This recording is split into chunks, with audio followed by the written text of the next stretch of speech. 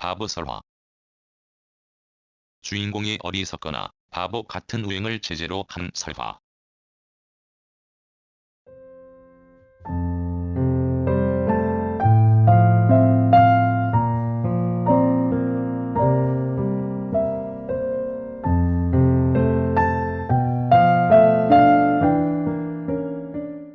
소화 중 치유담으로 분류되기도 한다. 저는 신체적 불구, 어리석은 욕심 등이 우행의 원인이 되어 그 과정에서 웃음이 유발된다. 전국적으로 상당히 많은 양의 설화가 다양하게 전승, 유포되고 있으며 특히 문헌 설화집에 수록되어 있는 것이 많다. 또한 태평광기연의 태평광기연에 명엽조의 명엽조에 고금소총 고금소총 등에 수록된 것을 발췌하여 번역한 것도 많아서 현재 전승되고 있는 이 계열의 설화는 문헌에 의하여 전승되어 온 것들이 상당히 많을 것으로 추정되기도 한다. 바보 설화를 다시 주인공에 따라 세분하면 어버이와 자식 사이, 부부 사이, 형제 사이, 사돈 사이, 주종 사이, 기타 등의 유형으로 분류된다. 어버이와 자식 사이에서 일어나는 우행을 다룬 설화에는 바보의 집안, 바보 아버지, 바보 어머니, 바보 아들, 바보 딸, 바보 사위, 바보 며느리 등이 주인공으로 등장한다. 이 중 바보 사위 설화는 그 대표적인 유형이다.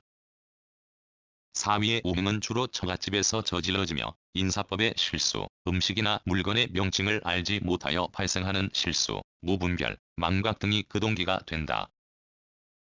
바보 며느리의 이야기는 대개 시아버지를 대상으로 하며 말공대를 잘못 쓴 일, 음식 만드는 과정에서의 실수, 방기 등이 주된 동기가 된다.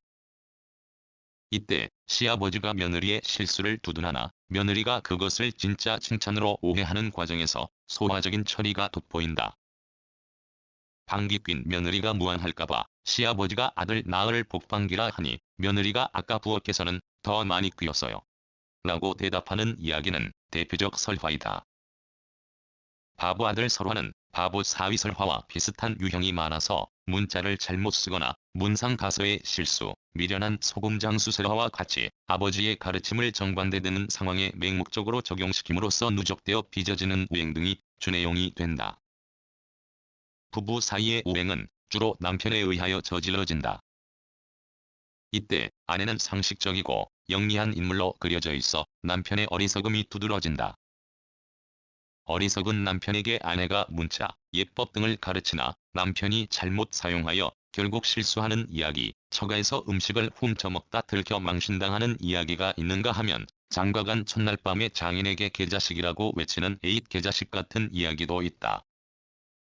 바보 아내의 이야기는 가사에서의 실수를 다룬 것이 많으며 또한 객주집 주인 내외가 손님들이 물건을 잊고 가도록 하기 위하여 까마귀 고기를 먹여 놓고는 음식값까지 잊고 가자 까마귀 고기가 효과가 있다고 좋아하는 바보 부부의 이야기도 있다.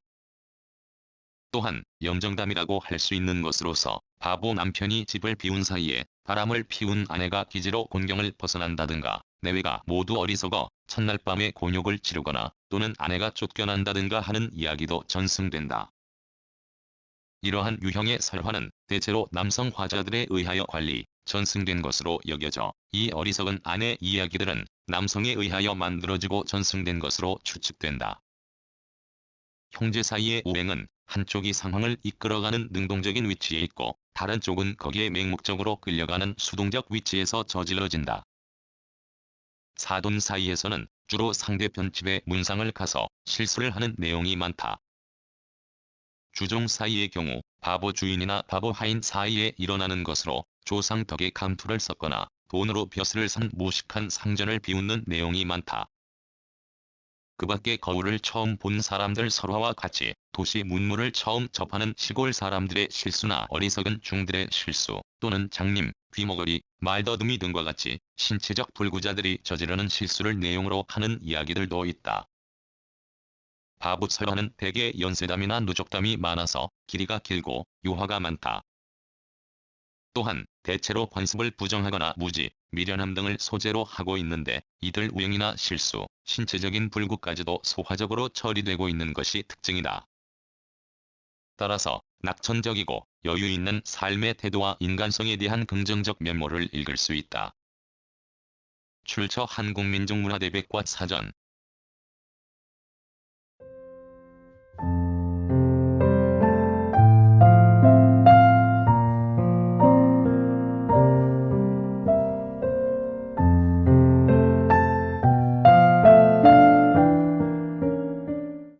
구성, 나그네 구석구석 여행.